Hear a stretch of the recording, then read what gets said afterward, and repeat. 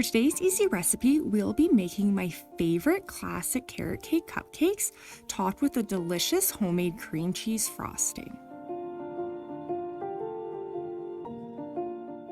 In a large bowl, combine 1 1/4 cups of all-purpose flour, 1/2 teaspoon of finely ground sea salt, 1/2 teaspoon of baking soda, and 1 teaspoon of baking powder, as well as 1/2 cup of packed brown sugar. You could use light or dark, and 1/2 cup of granulated white sugar.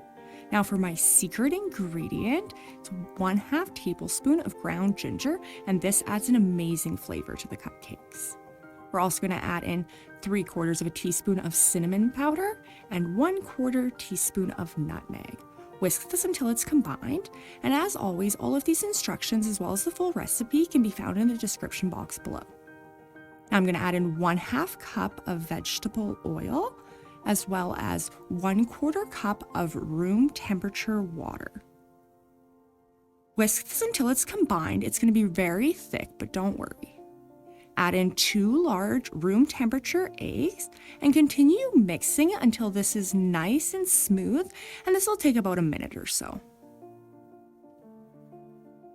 Now we can add in 1 1/2 cups of freshly grated carrots. I don't recommend using the pre-grated ones that you can get from the supermarket. They're actually quite dry, and we want that extra moisture from the carrots to make a nice carrot cupcake. I have prepared a 12-count cupcake tin with paper liners, and I'm going to use a large 3-ounce cookie scoop to fill these about 3/4 full.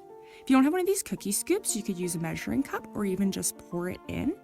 This carrot cake recipe will make exactly 12 cupcakes.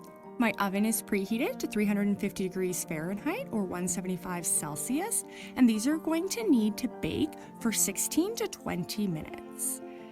Take them out of the pan as soon as you're able to handle them and move them to a wire rack.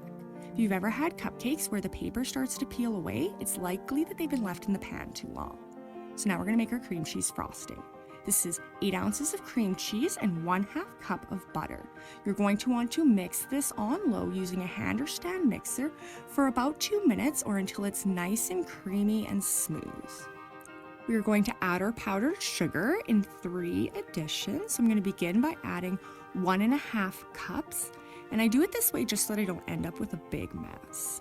So I'm going to mix this on low for about 30 seconds or until it's combined.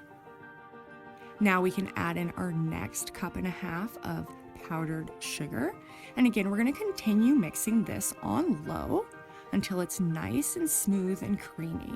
And at this stage, you'll start to notice an increase in volume as well. Now we can add in our final 1.5 cups of powdered sugar for a total of 4.5 cups. And we're gonna wanna mix this for about 2 minutes at this stage, just to make it nice and smooth and creamy.